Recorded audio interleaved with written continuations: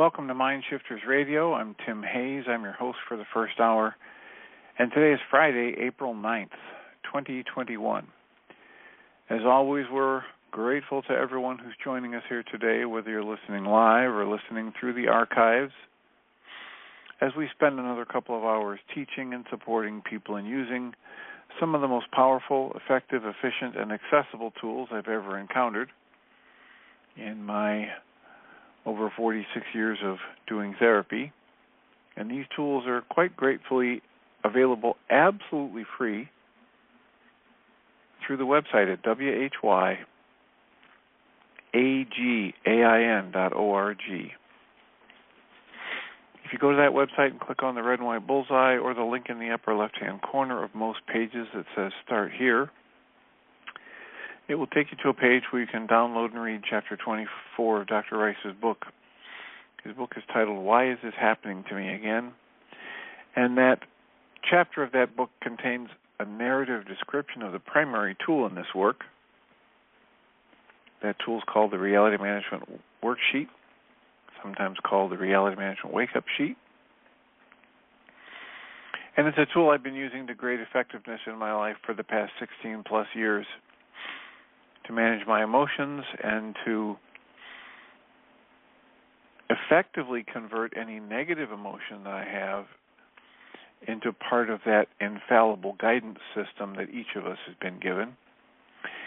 And you can also download the actual worksheet from that webpage. It doesn't require signing up for anything, even getting on a mailing list. Just click on the PDF link, download it, print it off, and use it as often as you'd like. You can also download a host of audio files of shows like this one where people have been stepped through that worksheet process, and those shows can function as a tutorial for you. So, even if tragedy strikes, the archives are there, and you can, if you can't tune into this show when it's on the air, you can listen to the archives, or you can send us an email with your question, and emailing would be to Jeanie, Jeanie, at whyagain.org, or you can email me directly at tjh@mindshifters-academy.org.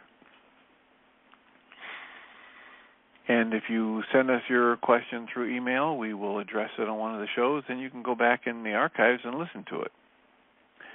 You can also go to your app store and type in the 3 words Heartland Aramaic Forgiveness and get access to a completely free and private app that contains the Reality Management Worksheet, an abbreviated version of that worksheet process, and a copy of the Dragon Klingon game, which is a wonderful way to introduce these tools to even younger audiences.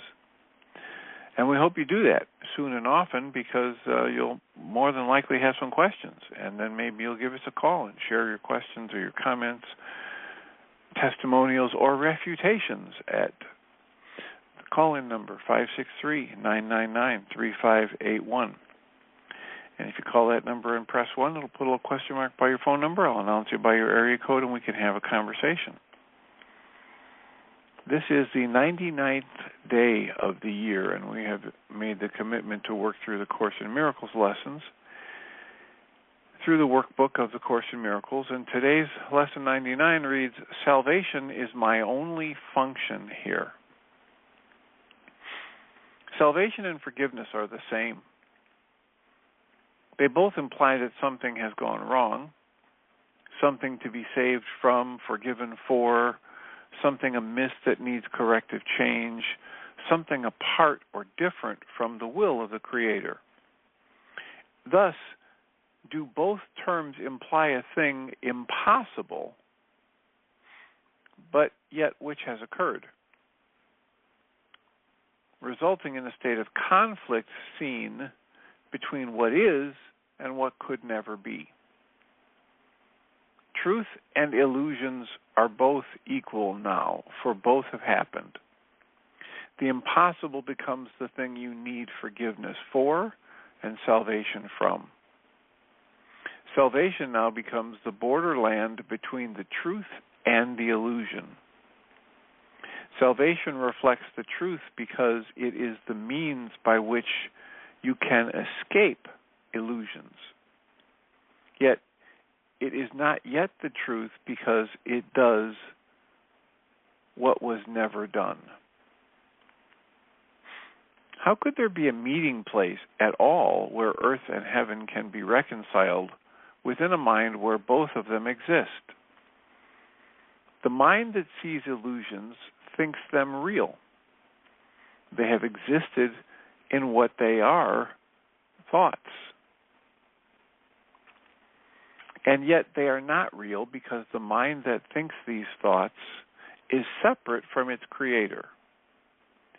What joins the separated mind and thoughts with true mind and true thought, which are forever one? What is the process that can join those things?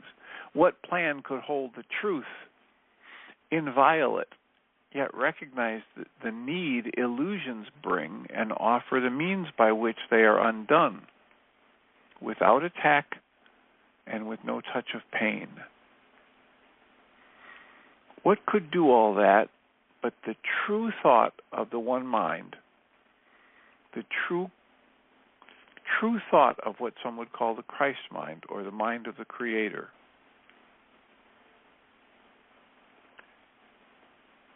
In that thought, in that true thought of the Creator, in that true mind energy, which only sees what's actually true, the never done is overlooked, and sins are forgotten which were never real.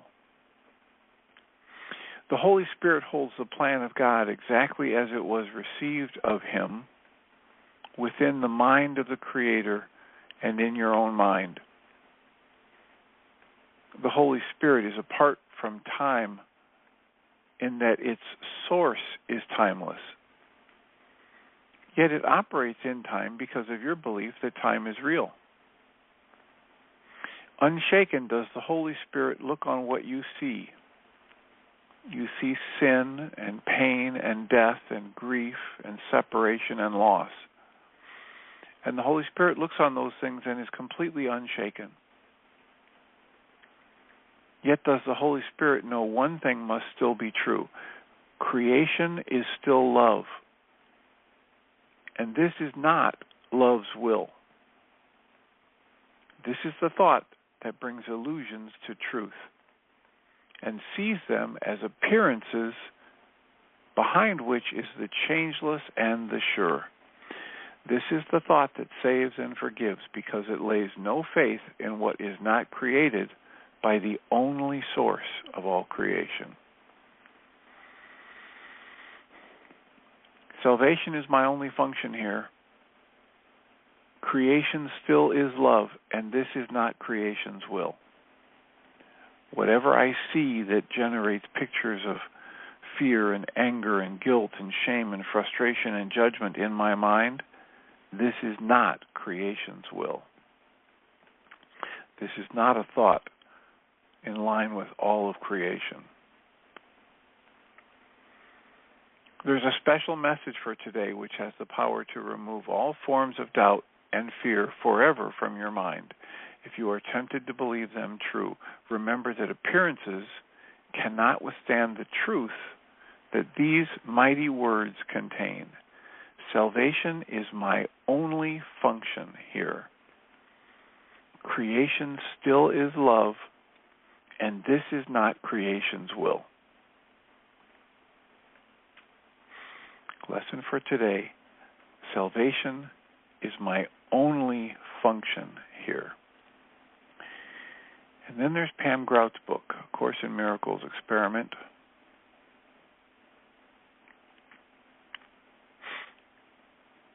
And her title for Lesson 99 is I Need Do Nothing. She quotes Annie Dillard, who says, "We are making hay when we should be making whoopee. We are raising tomatoes when we should be raising cane." Pam writes, like all of us, Kenya Barris, creator of Blackish, a wildly popular Emmy-winning comedy, was led to believe that if he wanted the goodies, success, acclaim, God's blessings, etc., He must abide by a list of good people rules. He tried. He really did. Until finally the weight of all the demands became too much to bear. Well, guess what? Even though he broke all the rules, even though he left the conventional path, the blessings kept right on coming. His career took off. Blackish was nominated for Emmys and People's Choice Awards. He couldn't keep up with all the acclaim. He called it a stunning realization. Grace comes because grace comes. He did not have to earn it. That's why my favorite mantra is this: I need do nothing. The Course says it like this, quote, "It would be far more profitable now to merely concentrate on this, I need do nothing, than to consider what you should do. It is the ultimate release that everyone will one day find in his or her own way, in his or her own time." Close quotes. The Course says we can save time by using but this one practice. I need do nothing, it says, in a statement of allegiance, a truly undivided loyalty. Lesson 99 says, it's my one and only function. But here's the good thing. We are already good people. We are already given God's grace. We do not have to earn anything. It's given to all of us. It's our natural state. Once we surrender the, quote, good people, close quotes, rules. I need do nothing. Salvation is my only function here. Creation still is love. And all of this torment and upset and conflict is not creation's will. So that's our lesson and our words from Pam Grout for today. Our call-in number is 563-999-3581. And if you call that number and press 1, you can help us craft the rest of this show. We have 45 minutes left. This is a Friday. We're headed into the weekend. What's on your mind? What would support you? How can we be of service today? 563-999-3581.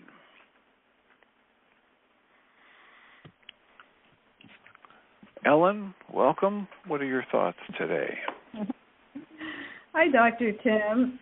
I think when you were reading the lesson in the course, did you leave a little bit of it out? Oh, yes. Okay. Because I was waiting to hear my favorite line, and I didn't hear it, and I thought, oh, okay. Okay, I mean, what's your favorite line? My favorite line, I mean, what really struck me is, wow, this is just everything, is forgive what you have made and you are saved. And it's bringing together, how it's saying that forgiveness and salvation are the same. But it really, I think it would even read truer if it said, forgive what you think you have made, but that you really haven't, and you are saved.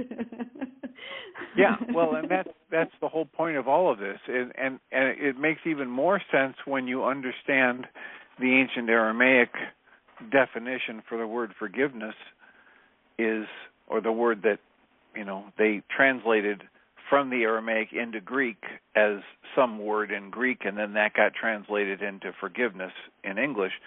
But that word is shabag or shabak, and it means to cancel and dismantle. So when it says here, forgive what you have made, what it's saying is dismantle everything you've made. Everything. There's another line from the Course in Miracles that says, perception was made as an attack on God or an attack on creation. Because right. Our perception is a set of pictures that our mind creates and shows us, and tries to make us believe is what is really happening in the world. And it's not. It's many levels removed from actuality.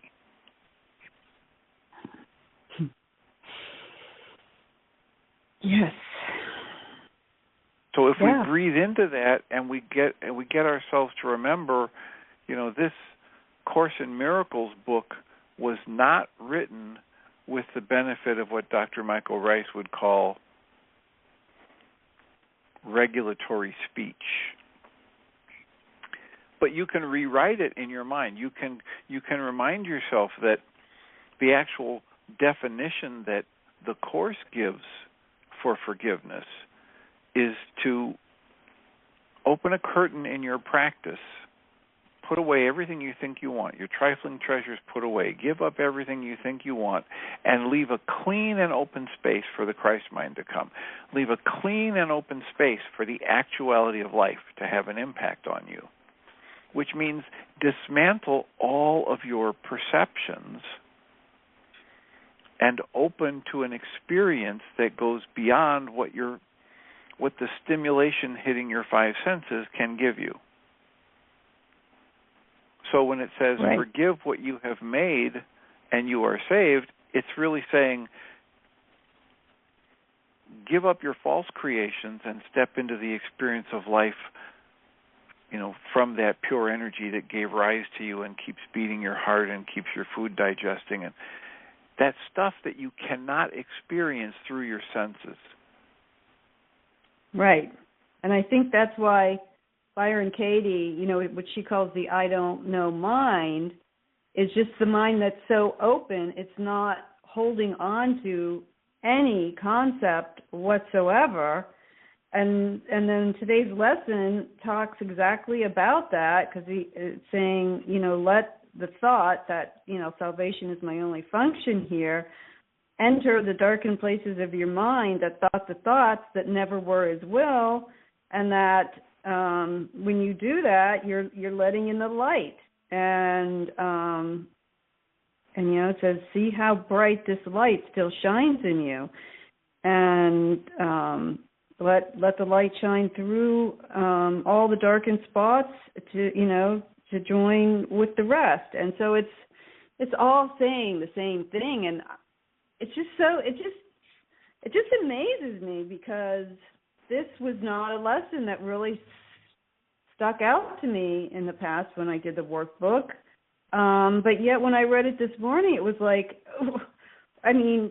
shouldn't we? I can just end here, can't I? I don't know that I need to go any further. And so many lessons are like that. It's like, this is all you need to know. This is it right here, right? And I'm sure that we had this lesson. I'm sure that we had this lesson previously too.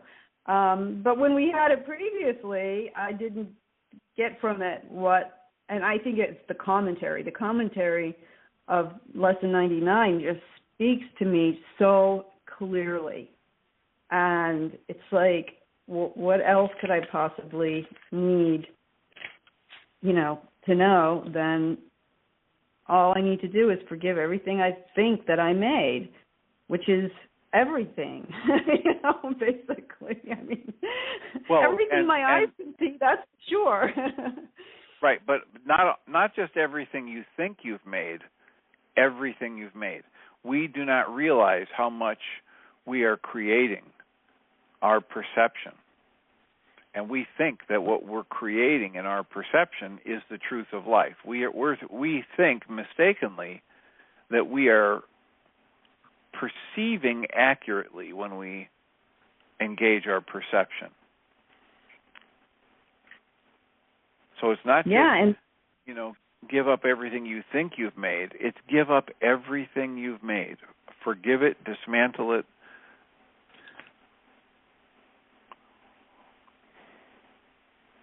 Right. Put it aside.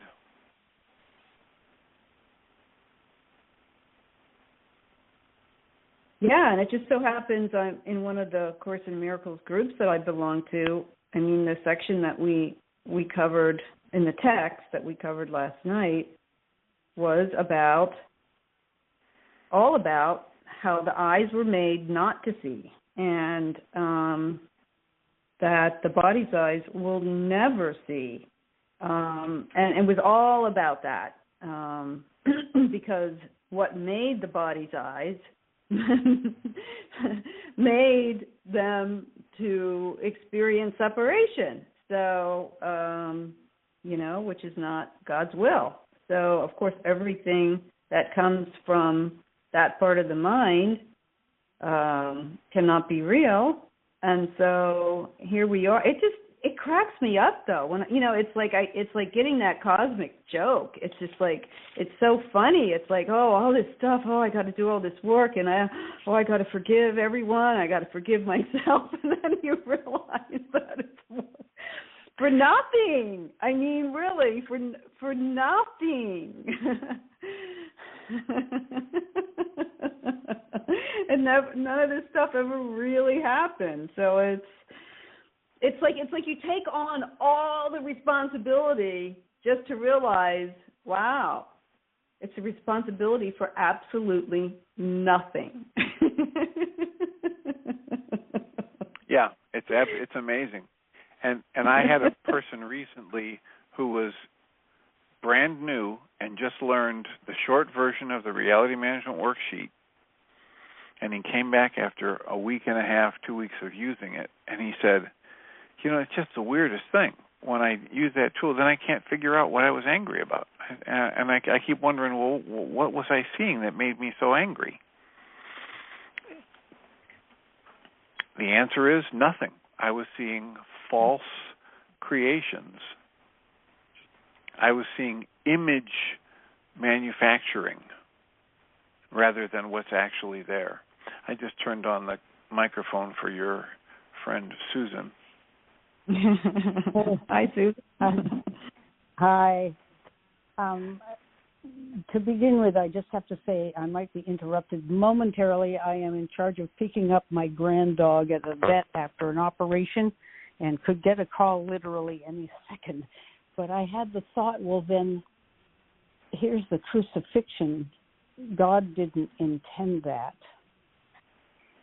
So, yeah. Here's what do we do? Here's the what? Here's the what? Here's the question. How much did you hear? I thought I heard you say here. I thought I heard you say, "Here's the crucifixion." Yeah, there's the crucifixion. God would never intend such a thing because God doesn't intend pain, illness, cruelty, anything. So I'm just thinking, what do we do with the crucifixion then? Well, to begin with, you started off letting us know that you'd gone down the rabbit hole because you said, "I'm thinking," right. And there's your problem right there. There you go. I would offer, you don't have to go to the crucifixion. You got pain and suffering and misery in your own life that you're creating day in and day out. Right. And what I just said about this person that I introduced to the Reality Management Worksheet, and a week and a half, 2 weeks later, he comes back and he says, "Yeah, I don't know how that thing works, but after I do a worksheet, when I get really angry, and then I look at what's going on, and I wonder, what was I getting upset about? I can't even find a way to think about it that it would generate that much anger." So it isn't God doing this stuff. It's us creating the drama and the trauma. It's us creating the dream of separation and then living from it as though it were actuality. Yeah, living from it as if we are the dream self instead of the dreamer. It's like when you're in the dream at night, you think you're really the person in the dream. You don't realize, no, all of this is completely made up. It's coming from my own mind, the dreamer's mind. It's exactly the same thing at the what we call the waking reality. We just wake up to a bigger dream. It's a longer dream, but it's the exact same thing. And so that's why it's such a relief to wake up, because Just like how it is when you wake up from a nightmare and you go, oh, my goodness. Oh, am I so glad that wasn't real.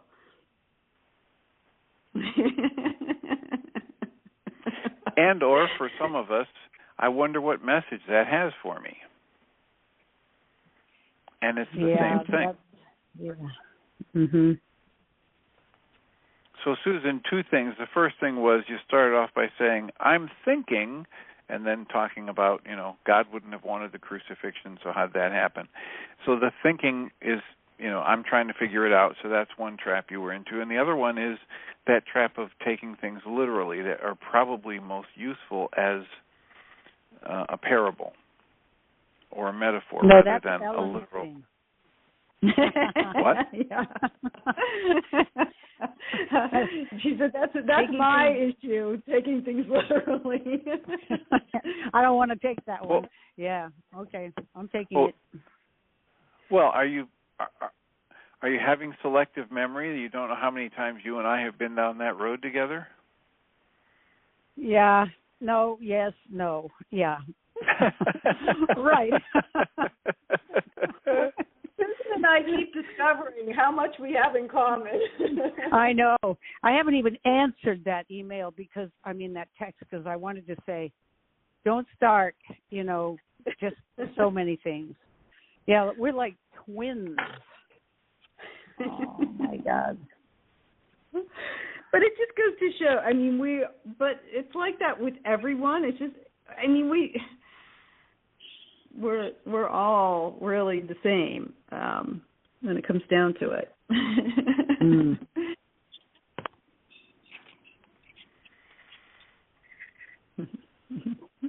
Yeah, I have offered at different times before. My way of formulating it is to say that the only significant difference between me and anybody who's ever lived or ever will live is the degree to which we are able to live from the realization that we're all the same. Mm-hmm. That's beautiful. Good. Yeah. And to really take this lesson in, literally, right? It's my only function. Salvation is my only function here. We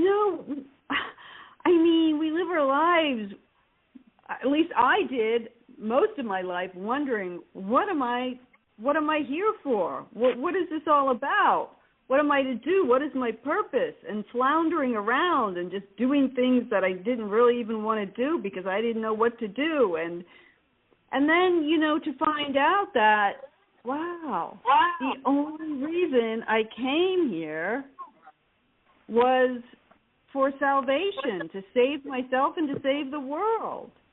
That's it.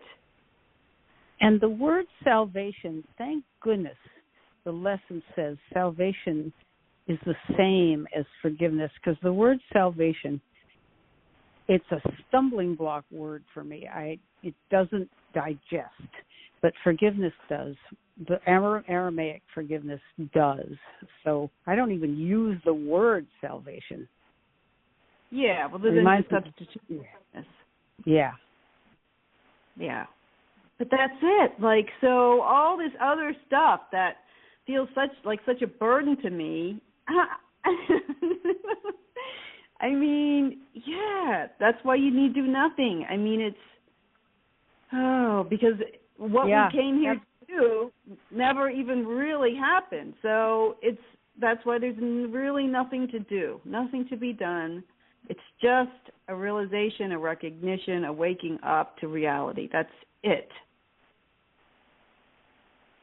That's good, because with Pam Grout, when she says, I thought, has she got her numbers wrong? I need do nothing. Wait a minute, let me check back. Back and forth I go. And I think, how does that connect with my function as forgiveness and salvation? And you just made the connection, Ellen. I was picturing that my function is forgiveness, which means I have a heck of a lot of work to do. So I was having to do a heck of a lot of stuff. So you took it. But there's really nothing to forgive. That's the whole thing. I'm trying to get there. It's all made up. And so all you need to do is forgive yourself for thinking that, for making it up, for thinking that you actually made something real, and, believing it. That's it. You didn't do it. Let's be careful there and state it a little bit more accurately, Ellen. It's not forgive myself. It's dismantle what I have falsely believed I created. Dismantle my false perception. Because forgiveness in this work means to dismantle. Right. To let go of, to drop. And you said forgive yourself for what you've created, and I'm saying, no, you forgive what you have created. Not forgiving yourself. You don't dismantle yourself. You dismantle the belief that what you have created falsely is accurate, is real. Right, but that kind of, to me, means forgive myself for thinking that I did that.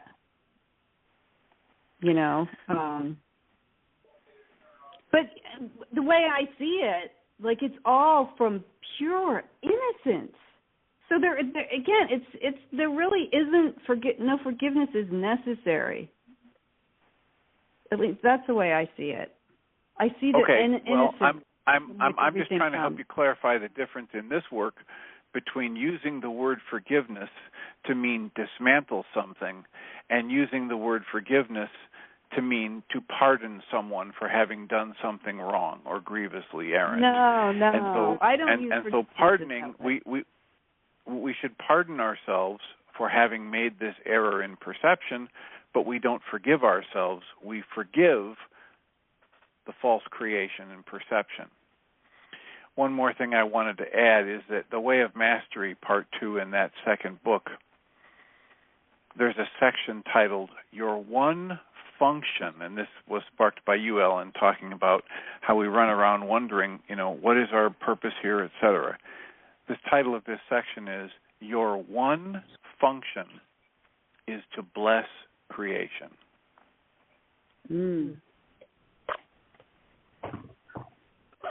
The short paragraph after that says, the function of the Holy Child of God remains eternally one, to bless creation and thereby restore it to the perfect reflection of the Creator's presence. And creation is but love. Love embraces all things and trusts all things. Love is the nature of your being. When you finally choose to awaken wholly by welcoming love back into your mind and by becoming committed to resisting and resting only, not resisting, committed to resting only in loving thoughts, you will discover that illusions are just that. They contain no existence.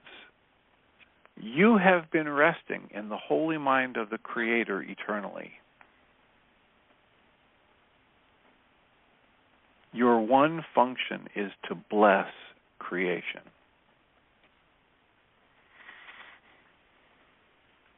Now that's from Way of Mastery in the second book, and I hope you can see the similarity between that and the Course in Miracles, Lesson 99. Salvation is my only function here, and creation is still love, and this is not love's will.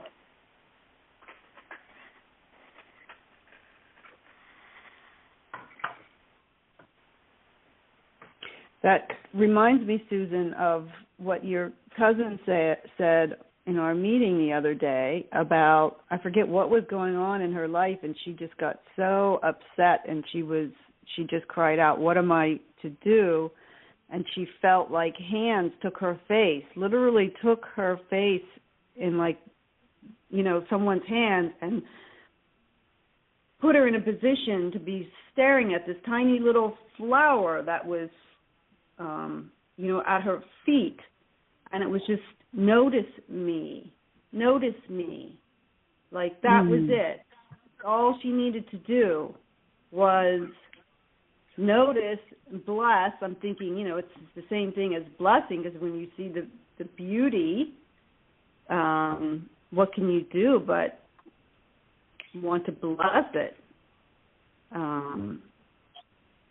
And so it's all about, where do we put our attention? What are we focusing on? What are we, and to always look for the blessing in everything.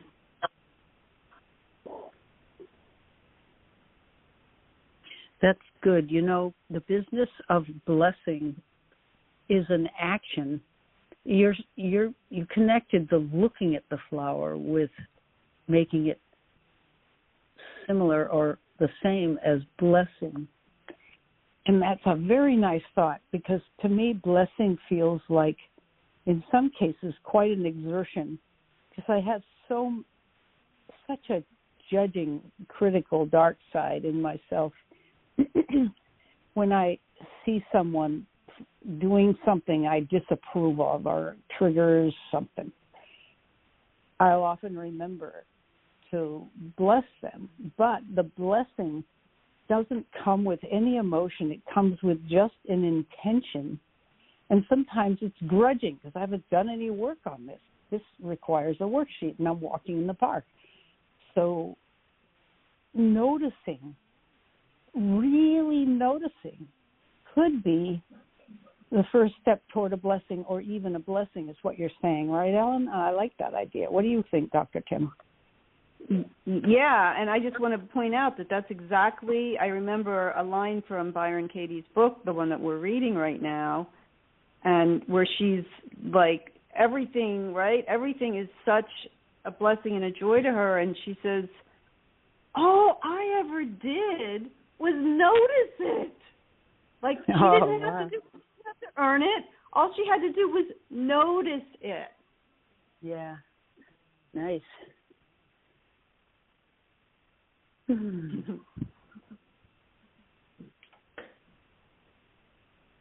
We're so hard, or at least I have been so hard on myself, and I see that, and really in everyone.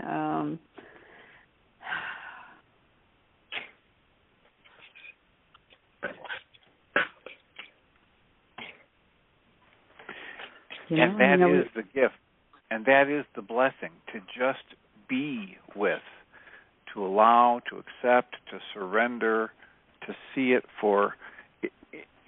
see it, whatever it is, the flower, the person you're with, to see them in their highest and best, and then choose to cooperate only with that. That definition for humility from the ancient Aramaic, to my mind, is just like the definition for a blessing, to see the highest and best in that person, in that energy in my heart space, and send it out. Great connection. I just remembered what came to me this morning. I think it was my first 5-minute practicing of today's lesson, was seeing that, the form is never the thing, right? The form is never what is of value, and then if you take like a step further back, you say, well, is the value in the person that created the form? Like, I was thinking of like a wonderful piece of architecture. Clearly, I mean, we can admire it, but the value isn't in the actual physical structure. And then I looked back, and it was like, okay, so is it in the mind of the person that created it? And then I saw, well, it goes back. I mean, that mind was inspired with that idea. And so it always goes back to the source of that inspiration. That's where the value is. I think we get so caught up in the world of form, and we don't see that the value is not at all in the form. It's in the inspiration that we, I was seeing like a seed of inspiration being planted in like the fertile soil of an open mind. I mean, that's how those seeds of inspiration sprout, is because we're not in a thinking mind all the time, thinking all this stuff and believing all this stuff and holding all these concepts, this is true and this is not and whatever. It's just having that open mind that can accept. And I know, Susan, I mean, my goodness, you compose music, so you've gotten a lot of inspiration. And I've had experience that. But that's where the value comes from. Susan is signing off. She has to go deal with her dog. There's something in what you just said, Ellen, that reminds me of one of the lines from the Way of Mastery where it says, the only relationship, this is very simply stated, and it's meant to be inclusive and absolute like this, the only relationship that has any value in your life is your relationship with your Creator. And then it goes on to say, so the ego will kick up quite a fuss, but what about my children, and what about my true love, and what about, and it goes on to say, none of that is possible until you have a true relationship with your Creator. And I don't know exactly what it was about your comments that brought that to mind, but the only relationship that has any value is your relationship with your Creator. Go ahead. Right, because everything comes from that mind of God. That's where the value is, and we get to be the vehicles of expression through being open to the inspiration that's coming from that mind. So, yes, everything that's ever been created has come from that one mind of the Creator.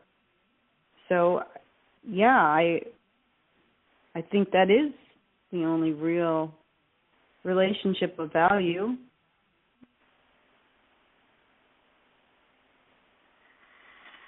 I mean, you have to have that. If you don't have that, then and we don't think about it. We're not taught about it. We're taught, about our egoic self, and we're taught to value that egoic self and sense of self. But at this other deeper level, at another level of scale, none of that would be there without the relationship with the creative forces that brought me into existence and brings everyone else into existence. Exactly. So if I can look at like something like I was just saying, like a beautiful piece of architecture, and recognize that not only, the value isn't in that. Yes, it's very beautiful. The value is, in the mind of God, and it just happened to be picked up by someone whose mind was open enough to receive the inspiration for it. And since we're all one, like, there's no reason for me to think that, I couldn't do that, right? I mean, we all have the ability to be inspired in whatever way that we're meant to be inspired, and it's just having an open mind. And I can look at every person's work of art and think, wow, that belongs to me too. Like, that's all part of the relationship with the Creator. And every relationship with the Creator, I'm one with.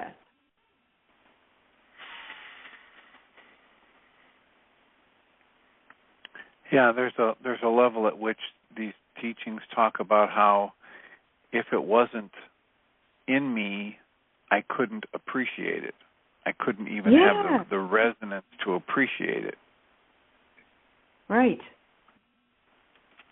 So we had somebody else raise a hand. Are you at a point where it's good to bring somebody else in, or did you want to add something else? All No, right. I was just going to say there was one level further out, like if you would take a photograph. It's like taking a photograph of something that you think is beautiful, and we do this, right? Our culture is like photo crazy these days, right? And then it's like you're valuing this photograph, and it's like, well, that's not the real thing. It's just a photograph of the real thing.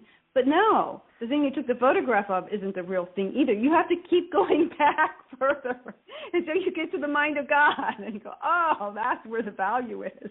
That's the real thing. There you go. There you go. All right. So area code 541. Yes, this is Hold Celinda. on, Ellen. All right. I left your microphone on, Ellen, just in case Celinda had a comment for you. So go ahead, Celinda. Yes, I do have a comment for all of us. First of all, I was listening to the show from the beginning, and I really appreciate Susan, Ellen, and Susan's input. I value you two very much, and Dr. Tim, of course. We couldn't do this all without your help. We just thank you. My observation is there's a danger in saying the form has no value, because our Creator is using that form, and as I understand it, that form is the avenue or the medium or the vessel in which life expresses itself. Now, whether the Garden of Eden was a non-form state or not, I have no idea. I just know that one of the things I love about the Buddhist path is living in the paradox, living in the I don't know, living in the middle path of saying, let's embrace both of this, because I'll tell you, if I didn't value the flower, I wouldn't be looking at it, and I see a lot of people who don't. They don't value the flower. They don't value the essence of the flower that might be captured in a photograph, or they may put that on their wall, but they're not in the garden. They're in some urban environment, and that's the best they can do, because when they look at that flower, their imagination, their perception steps in. So I would give both of those their proper, valuable place in this moment. I have no idea about truth with a capital T. I only have what I trust and have faith is my guidance, the holy breath, that spirit within myself, that breath within myself, that is that elemental feminine, which I happen to love, essence and energy that guides me and protects me and blesses me. And so I just offer that perspective. It's just another way of looking at things. And it also allows me, if I value my body as the vehicle for the Creator to express in this dimension, if this is the dimension that the Garden of Eden was, I have no idea, then I will take care of it. But if I think, this body, this form it has no value, then I'm going to abuse it in all kinds of ways that I may not even realize. So I just offer that a perspective for what it's worth. You're welcome to trash can it or put it on the shelf or roll it over and look at it. It's up to you. And thank you for all of the ideas you've given me to roll over and put on this shelf and take and put in the trash and maybe dig back out again. Thank you. All right. You're welcome. I wouldn't have put that spin on what Ellen was saying, what I would have gotten from what Ellen is saying is that the true value is what underlies all of it. And so, when we have the ability to recognize, I was put in mind of a piece from the book by The Impersonal Life by Joseph S. Benner, where at one point it talks about how there's no true thought in a human being until after the human being recognizes the presence of divine thought in his or her mind.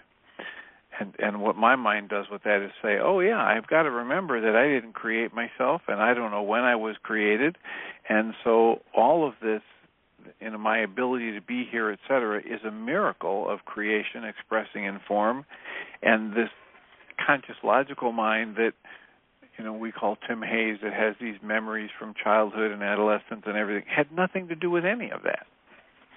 And so once I get in touch with that divine presence, then true thought is possible. But if I think I'm the one in charge and I think I'm actually creating my thoughts and creating myself or whatever, then I'm not experiencing the truth of it. I'm not experiencing it at what Guy Finley would call at a level of scale that gets to depth.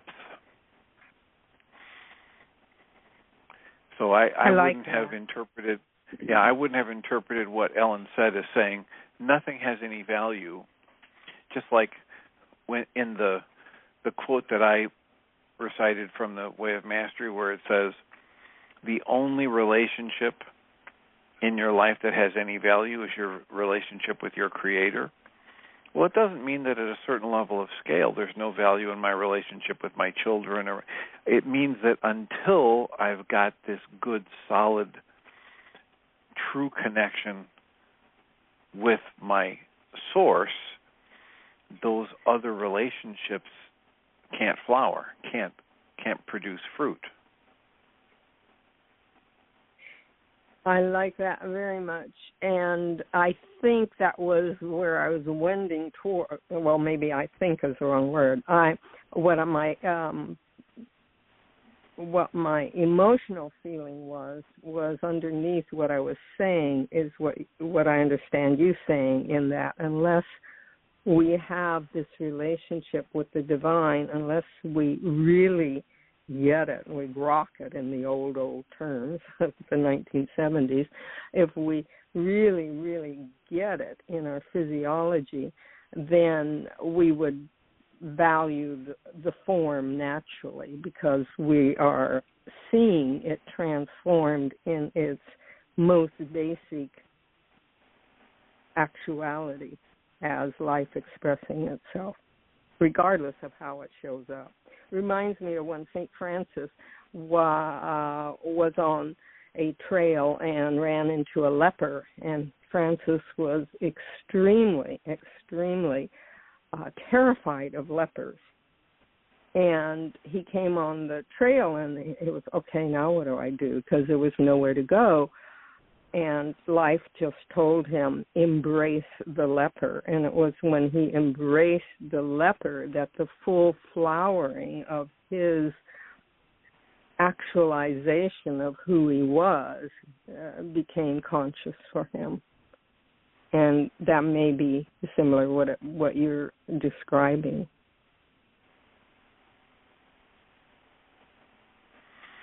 It might be. It might be. Yeah, I just want to add that I think for me, like, I have been in love with form all my life. I mean, especially nature, flowers. I mean, oh my goodness, I grow flowers like crazy. But if we think that everything, like all the beauty that we see in the flowers is in the form, then that's where we suffer when the flower dies, or the body dies, and it doesn't really die, but so it's yes, I agree. There's such beauty in the form and what we can see in the form, but that's not where the beauty comes from. We can't ever lose the beauty. We can lose the form, but we can't ever lose the beauty. And so there's great, there's just a great relief, once you really understand that, like, you can't lose anything of value. And whatever, created that form of that flower, it's it's still there, right? It's still there as potential within the creator. So it can't ever be lost. It can appear and it can disappear in form, but it can't ever be lost. And once you start recognizing that divinity that's in everything that just is putting on this show, this play, and recognize it's not just the beautiful things that we see, but everything. It's just a play. And to not get caught up in that, because that's not where reality resides. That is very sweet, Ellen, because what I had a vision of when you were saying that was the quantum physics field and observer. And the observer collapses the field into a form by putting the attention on it.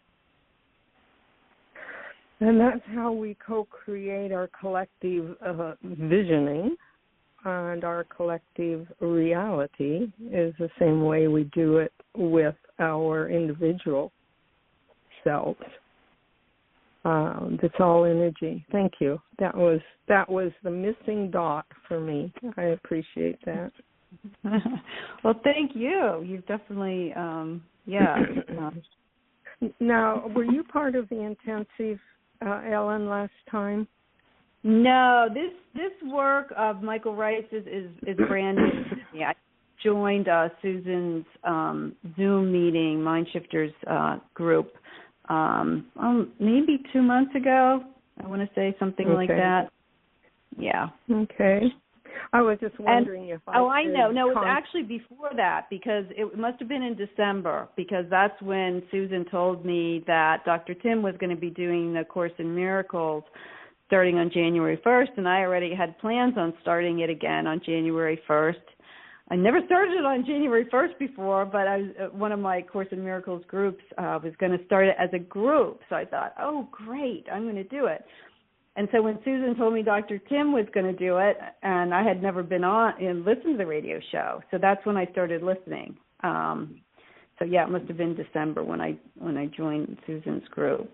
So, and I'm so grateful, because I always just did the course on my own. I never really even discussed it with anyone. So this has been wonderful for me to be able to do it with my other group, to do it with Dr. Tim and his listeners, and so I'm very grateful. Cool. Thank you so much. All right. Really, well, thank you both. We have expended our time, so I will mute you, but I thank you both for your willingness to call in and question and make comments, and the same for Susan Bingham. Hope her mission to pick up her dog works smoothly. I'll remind us all that we come from love. We're made of the stuff we call love. We actually are love, and everything else is false. And with any luck, Jeannie Ryce will turn on the microphone and join us. Welcome. Thanks. Welcome. Appreciate it. Have a great show and a wonderful weekend. Thank you. You too, Dr. Tim. So welcome, everybody.